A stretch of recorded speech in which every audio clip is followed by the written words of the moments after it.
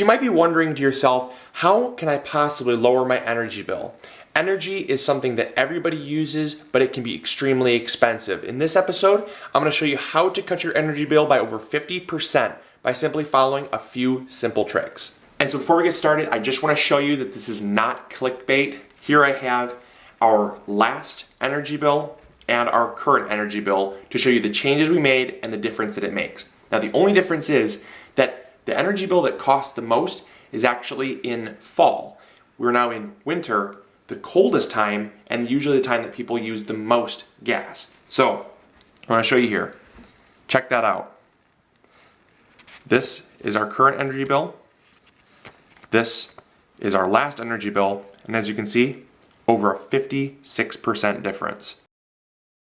So the first thing we're going to do is called weather stripping. This costs a tiny bit of money for a huge return. This is especially important in older houses that typically have some draftier windows. Oftentimes, newer windows will come with energy-saving double panel windows. However, many older homes only have a single pane of glass. That's a bigger investment, but a simple thing you can do is called weather stripping.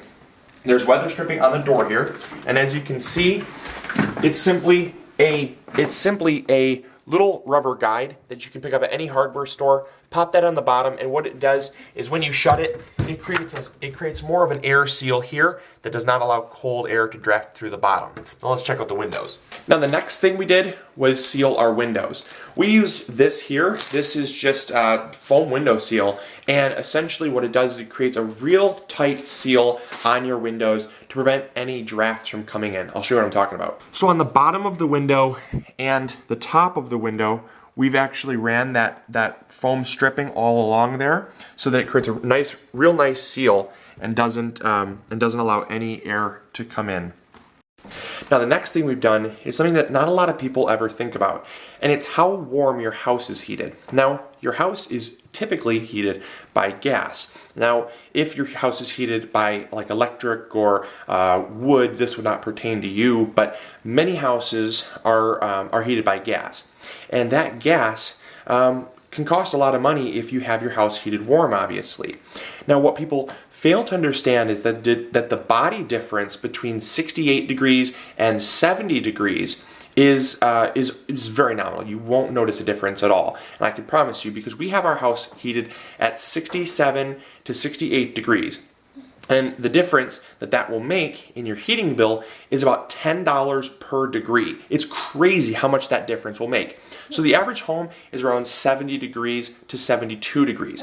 Now again, if you have your house heated to 68 degrees, that's a 4 degrees difference. That's up to $40 a month just in heating your house 2 to 4 degrees less. So make that difference, and also invest in a newer thermostat that will have more accuracy, because sometimes you might think your house is heated at 70 degrees or whatever, but that 1 to 2 degree margin of error could be heating your house more. So invest in a newer thermostat.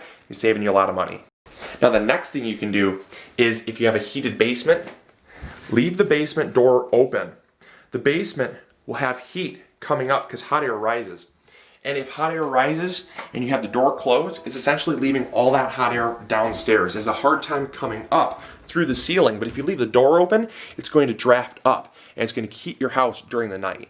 So now I'm here with one of the best kept secrets to lowering your energy bill, your hot water heater.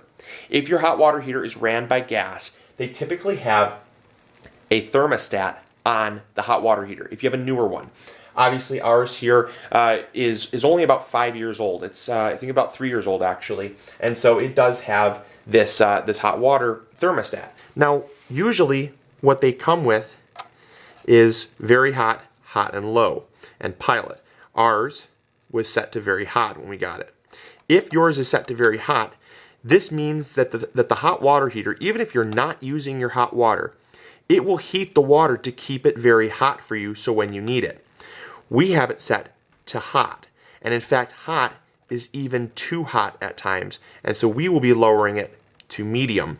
Now this can be done simply by twisting the knob to medium, and that's going to make sure that the hot water heater only kicks on when the temperature drops to where whatever this temperature is, maybe about 100, 102, 103 degrees. Sometimes hot comes out at about 110, and that's, I mean, unless you're using boiling water for making like hot cocoa or something, no one ever needs hot. So there you go. There are the super simple tricks to lowering your energy bill over 50%. Now, again, there are lots of other things you can do, like re-insulate your walls or add new windows or whatever. But I think it's extremely important to understand that there are some simple things that are very, very free.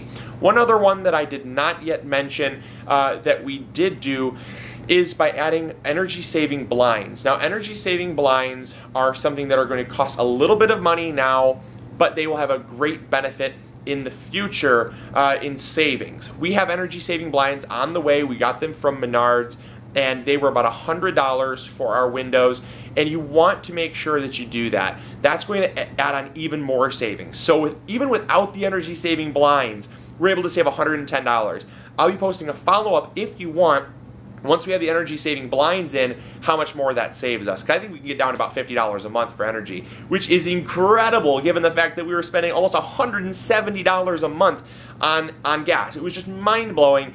And so I know that if I can do it, you can do it. So let us know in the comments box below if you try some of these things, what your energy bill is. It's going to be fun to see if you can cut your energy bill, because once you get an extra $100 in your pocket, man, you feel so real. I mean, you feel freer, really.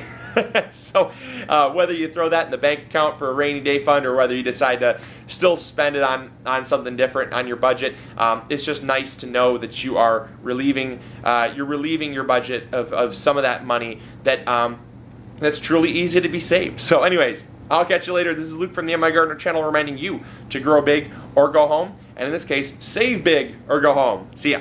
Bye.